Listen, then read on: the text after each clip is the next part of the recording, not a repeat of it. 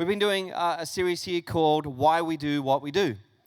And we're a little bit nervous about this one today because, and I didn't want to do it by myself, so I thought at least like the blame or the criticism could be deflected to Stephen and me, and then if someone's cranky about something, I can go, I can understand the way Stephen said that. And I'm just surprised there's this many people here today, to be honest. Yeah. Maybe they didn't read what we're talking about. Now, here's the thing. We're going to talk about giving today. We're going to talk about money. We're going to talk about not just giving about money. We're going to talk about giving of our service and our time and our talents and generosity as a whole. But the reason why we're a little tentative about this, and in some faith communities someone might not be tentative about this, is because here's what we know. We know that the Christian community hasn't always represented Jesus and the gospel in accurate ways. And one of the things that undermines Jesus' message and what he's about is that sometimes some people, I would say not the majority, but I'd say some people talk about money and giving in a unhelpful, unhealthy, damaging way, in a controlling, manipulative way. And so if someone invited you to come today and said, hey, you should come along to Goodlife, and last week you were like, such good service, I'm going to invite my friend. And then you came today, and right now your heart's racing because you're like, oh no. The one day this year that they decided to talk about giving and money.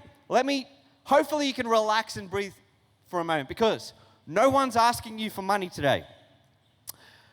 You don't have to give anything today. We want this service to be a gift to you. And every week. The only way we do what we do is because a whole bunch of people have caught the vision for this community, for who God is and what God's doing in this community, and out of their hearts they say, I want to give, I want to contribute so we can do some incredible things in our community. We say in the name of Jesus. But I just want to let everyone off the hook for a second. No one is going to know here if you give or don't give. Because we don't check. We just go, what's in the bank accounts? And sometimes we go, yes, awesome, we can do the vision and we can actually pay the bills, which is a good thing. And every now and again we go, ooh, it's a bit tight. And if, the last few years it's been tight, it's been challenging. We've been through a big, global financial crisis as a result of COVID and lots of things going on. And so today, I just want to say up front, we talk about this with a sense of wanting to really honor God. And my prayer, when I was driving in the car here, was, God, when we talk about giving and we talk about money today, I hope that people, even the biggest skeptic, the biggest critic of the church, and I'd be probably happy to join you in lots of the criticisms and skepticism. So we'd probably have more in common than you think. I want people to walk out of here going, well, I'm not going to give anything, but that was pretty good. That was pretty good. Yeah. Can't really be offended or hurt by that. That's what I'm praying and hoping. And that people understand our heart in this. So today, I'm going to get Stephen to share some of the reasons why he gives. I just want to say straight up front, giving over the years for me has been an interesting thing, because when I was a kid, in the church that I went to, we had a Sunday school program, it was called. We don't call it that anymore. And my parents would give me a 20-cent coin. Remember coins? Young people, you might not know what this is. It's an ancient artifact. And anyway, we used to have these things called 20-cent pieces. And so either my grandfather or my dad or my mum would go, here's your 20 cents. And they had to make sure they had one for me and my two brothers. And then we go into the kids program, and in the kids program, they'd always take up an offering, and they'd say, all right, we're going to pray now, and then we're going to pass the offering bucket, and we're going to give to God. And I always just thought, I wonder what God does with it all. And so, you're a little kid, you don't know how it works. So I put my 20 cents in, always felt good. Some kids gave a 50 cent. I was like, whoo, they're a rich family. And anyway, I never forget the day. I've never forgot the day for whatever reason, my parents were late picking me up from the kids program, and I just happened to wander into the back areas, like this kitchen area, and there was 3 people in there, and they got the containers and they emptied it out on the counter, and they were counting it all up, and they were talking, and then they put it in this box. And I stood there and I watched it and I went, I thought the money went to God. Like, what's happening with it? So on the way home in the car, I said to my dad, hey, Dad, you know how we give our 20 cents and we give it to God? Because I don't know how it works. I didn't know if angels came down into the back room. All I know is the money went into the back room and somehow it went to God because God needed it. And my dad's like, oh my goodness. So he had to explain to me how, yes, we say the money goes to God, but here's how God wants us to use the money that's for God's purposes. And he explained, that was my first aha of, that's how it works. So I don't know what your idea about giving is today, but let me let you know, the money, when people give, you'll notice there wasn't technically an offering, there's some buckets there, it doesn't actually go to God in heaven. I just wanted to say that straight up front, just in case people didn't know. Cool. That. Is that all right? That's good to know. All right, good. Are we all cool with that? That was the first piece of information I just felt was helpful. All right, Stephen, can you talk to us this morning? Why do you give? What's some of your motivation and reason? Yeah, cool. I was sitting here just thinking it's kind of ironic that you get the Christian television guy to speak about giving, but, that's fine. Sorry, joke for those who watch Christian television. I'm going to be sharing some perspectives for me around what giving means to myself and Ruth and my family. And so Mike can come and fix it up afterwards if there's things I say that need to be, kind of corrected a little bit. But this is probably what formed my attitude and heart position when it comes to giving. So I've got 6 points. And the first one is that everything I have is His. Everything I have is His. Every cent I have, the family I have, the assets I have, the things I have, the relationships I have, everything I have is His. And if He has trusted me with those things, then absolute least I can do is trust Him back with my giving, and that He will meet my needs and supply my needs when I give. Everything I have is His. There's Psalm 16 verse 2 says, I said to the Lord, you are my master. Every good thing I have comes from you. And I can stand here today and testify that every good thing that I have has come from God. That He's incredibly faithful and has been over the decades of my life. This thought process is incredibly liberating and freeing when it comes to making decisions around giving. But when it comes to making decisions just about life, if everything is His, then I can trust Him with it.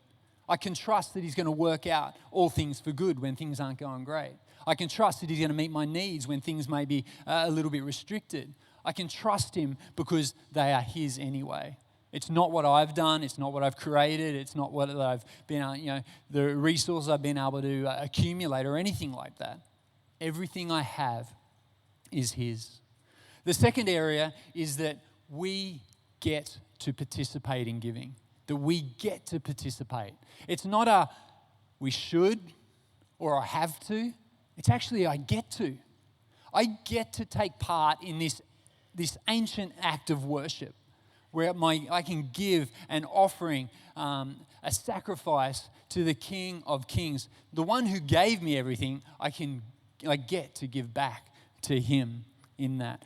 There's a story in 2 Samuel where David makes the point that he wasn't going to sacrifice something to the Lord that didn't cost him something. Someone offered to give him something to make a sacrifice, and he goes, no, that hasn't cost me anything. And so when I think about our giving that we get to, I get to make an offering. I get to make a sacrifice, and I believe there should be a sacrifice. And we're not going to actually talk about a dollar amount, that every person should give a certain dollar amount. Maybe I'll touch on that in a little bit. But it comes from our heart. There is a sacrifice and a cost when it comes to our giving. We get to participate when it comes to our giving. The third area is to sow where we are planted. Now, I'm not a really good gardener. If you saw my garden, it's all palm trees anyway. They kind of do their things and make their own mess. but I'm not great at gardening. But I have these plants out, had these plants out the front of our garden. And they were kind of these, I don't even know what they are. They're like this long, bladey, grassy kind of plant, and they were doing their thing. And each year, throughout the year, they would produce these flowers and seed pods, and in them were kind of, in, say, one plant, there'd be hundreds of these seed pods that they would then distribute. And so the plants were going pretty well, and they were growing really great. And I thought, actually, what if I took those seeds from those seed pods and put them in another part of the garden and see if I can get those same plants to grow? And sure enough, they did. They actually grew really well. So what I did for this year is every time that plant started to produce those buds and the seeds, I'd take them and put them in this other part of the garden. The other part of the garden's looking awesome. But what happened was the plants that were at the front started to die because the seeds that the plant was producing weren't going into the soil around the plant. And so as the leaves started to drop off, there was nothing new coming up. This spoke incredibly to me around how I tithe. Me personally, I believe the tithe is for the church that I'm planted in. I don't believe I can continue to take away from the church without investing back in. Just like that plant. The plant knows how many seeds it needs to produce to continue to grow. What I did was took away that seed from the plant, and eventually it died. We have this incredible opportunity that we get to sow where we are planted. This is my home church. It has been for decades. I believe in the vision, the mission, and the purpose of this church. And so my tithe, I invest directly into this each week. Comes out of my bank account without even seeing it. There's probably another thing there to say there's something cool about putting in a bucket and the act of actually giving and all that kind of stuff. There are boxes up the back if you want to participate in that. For us, it's convenient. We have an automatic bank transfer, happens every fortnight, and it just comes out. The first thing that comes out of my bank account is my tithe. And my tithe comes to the church that I'm planted in. So we sow where we're planted. The fourth one is to live a life marked with generosity. I want generosity to flow out of my life. I want a life filled with generosity. And as Mike said, yes, we're talking about finances today, but it's not just about finances. I want my life to be generous in my relationships. I want my life to be generous in my time. I want my life to be generous in every area, to live a generous, spirit-filled life in the way I conduct myself. I believe in giving my time. My time here, I'm not on staff at Goodlife, but I give my time in serving Goodlife through the executive leadership team. That's an investment of my time, and I want to be generous with that. I have sat on boards and sit on a board of some charities, because I believe that's being generous with my skill set to assist that organisation in what they do. I hope I'm generous with my family, my relationships and my friends, and giving them the time and the energy and the effort that they, quite frankly, deserve, my best. I want to live a life of generosity. We sometimes get a little bit funny around this idea of sowing and reaping. To Mike's point, there can be some doctrine which says you sow and you get, you give and you'll get in return. Fundamentally, I actually do believe in that. It's a principle that when you sow something, you get something back. It's a spiritual law, but also it's a physical, natural law. It's just like that plants that I talked to you about. I think it can go way too far down one end of the spectrum, but I believe the principle is true, that we reap what we sow. I want to sow generosity. I don't do it because I will get something in return, but quite often in my experience, I actually do. There is a fruit that comes from that. When I sow my tithe into this place, I may not directly benefit from the fruit of that sowing, but I know other people will. And I know this place will continue to fulfill its mission in that. So I want to live a life marked with generosity. Number 5, be guided by the Spirit. Now, I'm going to ask a lady called Betty to share a little bit of her story to help this one. I've just got a little video on the screen. I wish I could get ice cream. I don't have any cash for it. Yeah, you can ask No them. way. Thank you so much. What's your name? Bonnie. Bonnie. Great to meet you, Bonnie. I'm 90 years old, so You're 90 years old. Is $2 enough? Yes. All right, perfect. Say, Bonnie, I got my ice cream. Look it. I was actually in there waiting to see the first person to buy me ice cream, and I got a gift for you, Bonnie. $500. Oh, no, honey. Yes, this is for you. But I'm worried about you. I'm not in need. I was just seeing the first person to help me out. Oh, dear. I don't know what to say. You're God amazing. bless you, dear. Yeah, you're awesome. Why were you so kind to get me the ice cream? Because the Bible says to help people out when they need it. Well, I figured the only reason I'm still around, I'm 90 now, is that God's still got work for me to do, and he says to love him and to love your neighbor as yourself. How sweet it is to be loved by you. Bonnie, no Betty. So I didn't show that as an illustration of 100-fold reaping and sowing, but there is a point there. I showed you that because of what Bonnie said at the end, that she made the point that she's 90 twice, and she said, I believe that God has a purpose for me, that God has called me to love him and to love my neighbour.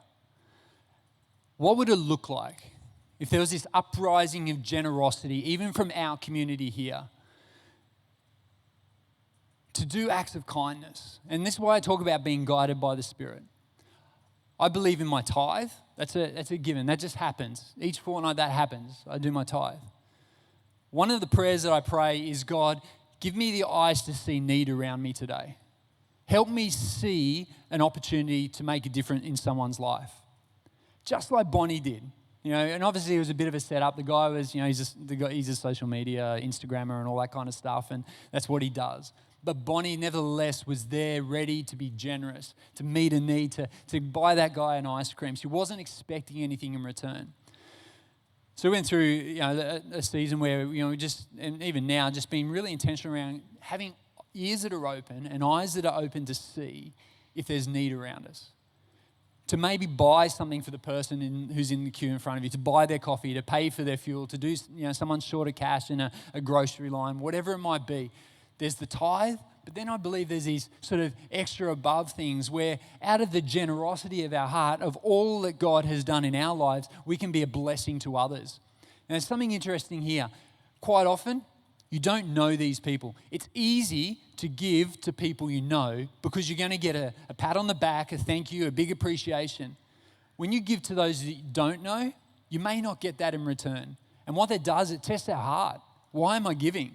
Am I giving for recognition, or am I giving because God has blessed me and I want to bless others and I want to love my neighbour as he has loved me in that? So I'd encourage you, what does it look like to be led by the Spirit when it comes to our giving? To be spontaneous, to be open to those promptings where maybe that nudge, that small still voice just says, hey, why don't you help that person? And it may not just be with money, it may be with time, it may be giving someone a lift, it may be a whole host of different things. But how do we live generous lives? And how do we do it in a way that is guided by God's Spirit? His Spirit dwells within us. And I believe it's there to guide and direct. And as I said just before, I've been praying this prayer, God, give me the eyes to see need around me and how you would have me respond to that. So how are we guided by the Spirit? And lastly, number 6 is guard your heart. Guard your heart. Proverbs 4:23 says, guard your heart above all else, for it determines the course of your life. Above all else. Above all else, guard your heart. I'm in business, and over the years, I've seen time and time again that money and finance has the ability to corrupt people. People make bad choices. People make dumb choices, and people make wrong choices when it comes to money, because if you don't keep your heart right and your heart pure and your heart holy in the midst of your finances, it can lead you down a path that is of destruction. It's not the way that God had designed us to live in that. So above all else, guard your heart when it comes to the finances. And it comes from that very first point. When we know that everything we have is His, it keeps our hearts pure. We know that everything we have comes from His good hand and it's not mine and I'm a caretaker for it for the time that I'm on earth. Then it keeps your heart right. As soon as your heart starts to turn, as soon as your heart starts to start claiming my rights and all that kind of stuff, I think we're heading down a wrong path in that. There's a scripture that I just want to read. It's from I actually don't even have the reference. I think it's 2 Corinthians. And so Paul is talking to the Corinthians around providing for the people of Jerusalem. And at the very end, he says this: "And when you take your gifts to those in need, they will thank God. So two good things will result from this ministry of giving. The needs of the believers in Jerusalem will be met, and they will be joyfully expressed in their thanks to God. As a result of your ministry, they will give glory to God. For your generosity to them and to all believers will prove that you're obedient to the good news of Christ." When it comes to my giving, I want to be obedient to the cause of Christ, to the good news of the gospel of Jesus. I want to be obedient to the things he asks of me when it comes to my giving, to not retain, not to store up, but to be generous and to be very open-handed when it comes to our finances and our giving. There's some of the things that probably shaped my life over the decades, and I hope maybe they'll be an encouragement to you. It's a position of heart. It's not about a number. It's not about the amount. It's actually about the position of our heart when it comes to giving. Thanks, mate. Thank you, Stephen. And I asked Stephen because, not only because he's one of the leaders here, but he is the epitome of everything he's talking about. He's a generous-hearted person. He's had it modeled to him in his life through his family. He lives it. I've experienced generosity from him. I've seen so many people. I've seen people that, I've had people tell me of the generosity that he might not even know that have told me. And so it's important that we hear from people that actually live this. I want to read to you a scripture, 1 Timothy chapter 6, verses 17 to 19. It's going to be up on the screen here. The Apostle Paul is writing to Timothy, who's a young pastor, and he says to him, "Teach those who are rich in this world not to be proud and not to trust in their money." Now, just a point of clarity here. Those who are rich in this world, when Paul wrote this to Timothy back then, being rich was if you had anything more than what you needed. Now, these days, pretty much all of us are rich in this society and culture here. There are some people who are literally doing it tough in our culture and in our economic context. So I don't want to underestimate or undermine that in any way or belittle that. But for the most part, we're in the top couple of percentage of the world's richest people.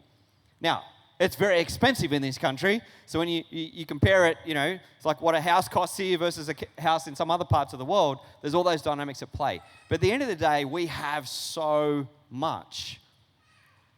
But he says to those who have extra, don't be proud. Don't trust in your money, which is so unreliable. And we've learnt that. The economy is fragile. Things can change in a moment. Things can go up and down, and some people are winning and some people are losing, and it can change in any moment.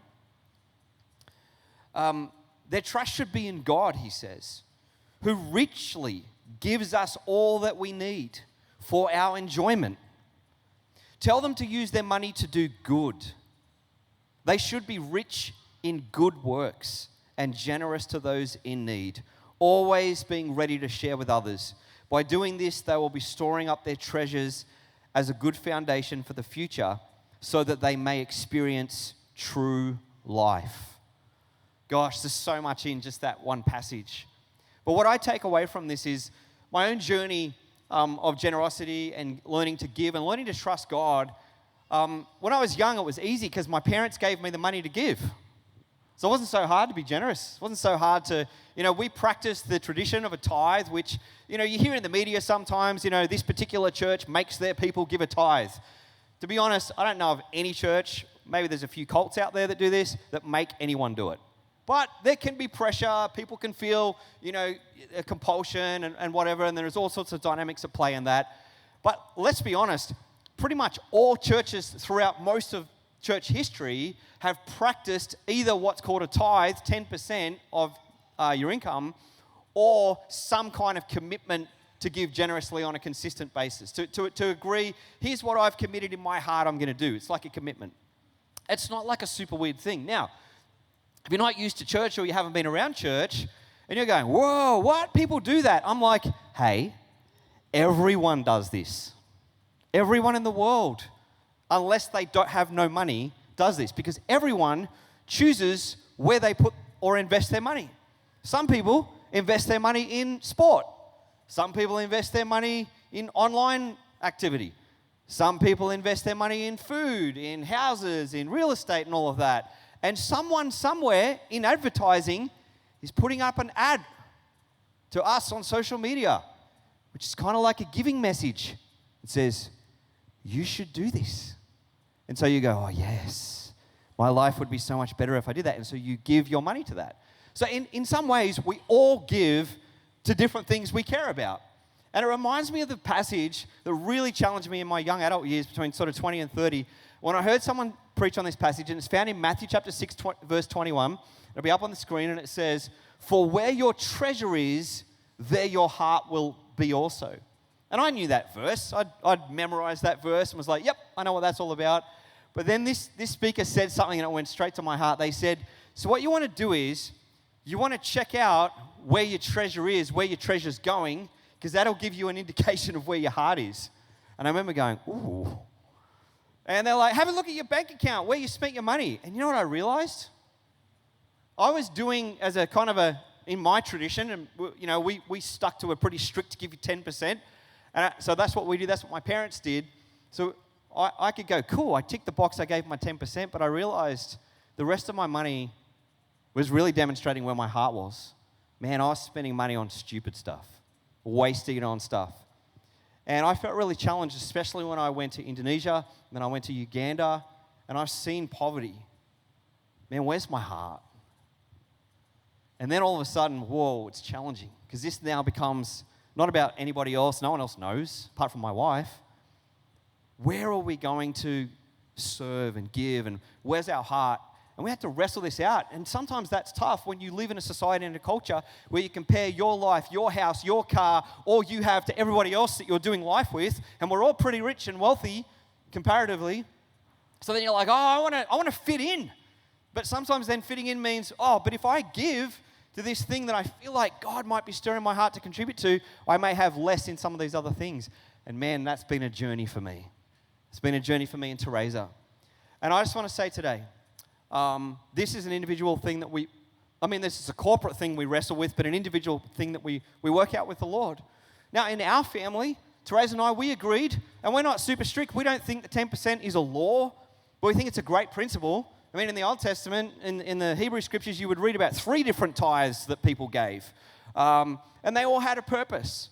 But we decided we need to pick a percentage that we feel like God is calling us to, and so we've done that. We've got a percentage. And so we give every time we get our pay, Teresa's and mine, to our local church, like Stephen was saying, because this is where we're part of this community. We want to be part of the vision of what that is. And then we also give to certain charities that we believe in, that we care about. And then Teresa and I have had this conversation where we've said, listen, if you're ever in a situation where you need to spontaneously give something or, let's just do it, unless it's some massive amount, maybe let's have a little chat. But if you're in the moment and someone's in need, do it. We'll work it out later. And we just make that commitment. And Teresa started doing that, and then she started doing that Macca's thing. You know, when you're in the drive-thru, let's just pay for the people behind it. And I thought one day, kids are like, Dad, do that thing that Mum does, where you pay for the people behind. I'm like, yeah, Mum's more generous than me. So I did it this one day, and this is one guy in a ute. He must have been doing the orders for all the tradies. It was a large amount. I was like, oh, man. Kids, Dad's really sacrificing for God's purposes to model to you. Oh, man, that was a bit hard. But this becomes a real heart thing. And so let me finish by telling you a little story. In this church, A Goodlife, I had a conversation with someone this year that may surprise some people. And about 15 years ago, I had the same conversation. So I had a conversation with someone who's in this community here who was chatting to me and said, look, I'm trying to work out how to do the giving here. But my partner is not a Christian and doesn't like that I give to here. He doesn't want to just pay for someone's wage. Now, from our perspective, the wages of our community here are people on mission about the vision and the mission, and it helps us do the very thing God's called us to do. make disciples, do his work of justice and mercy and kindness and love in the world. And that's what we're about. And so this person said to me here at Goodlife, what do I do about this? And I said, here's what I think would really honor God.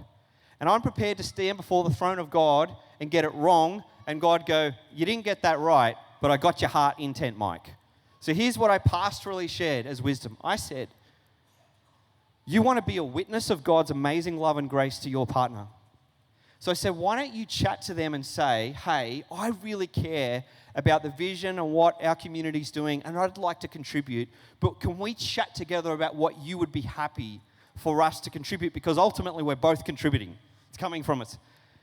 And so this person just expressed to me that they were relieved because it was creating tension in their relationship. And I just wanted to say to them, God values your relationship more than the percentage that you're going to give into the local church, because he wants people to know God's love and grace and mercy. And that was also a thing in my heart to go, there may be less dollars coming in for our vision. But if less dollars come in, we trust God. That's the hard thing. We trust that God will meet our needs so we can do his purposes, which is ultimately about seeing God's good will done in the world. And I just want to say, listen, if you're here today and this is a wrestle for you, do not give under any pressure. If you want to chat to someone about it, we're happy to chat to you. You may walk away going, wow, there may be some other way for you to give. Maybe this may require some faith on your part to go, I've never done it before, so I'm going to start off small. Start off with what you're comfortable with, what you think, I've got faith for this. And then just, you work that out between you and God or your family. But our family have made a decision. My wife and I, we've made a decision. And we're doing that out of our heart, and we honestly have seen God provide for us. He's always met our needs. We never have to worry. We've had times, I told you when we first came on here, when COVID hit, I lost 85% of my business income that year. I just moved to Queensland. And then there was like, whew, what do?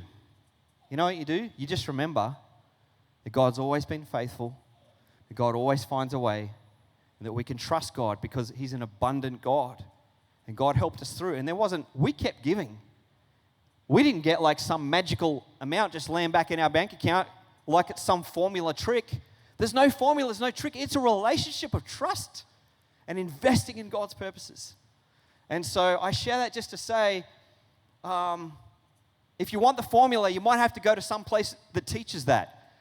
But if you want the heart and you want to be part of the generosity of what we're doing as a community, then hopefully you feel safe to be part of this community as we give individually. And then we say at the end of the week, at the end of the month, at the end of the year, what do we have as a community to work with to fulfill God's purposes and the vision that we have here at Goodlife? And that's what we do, and we want to do it in a way that honors God and blesses the world and our neighbors around about us. I hope you catch the heart of that and that makes sense for everyone here today.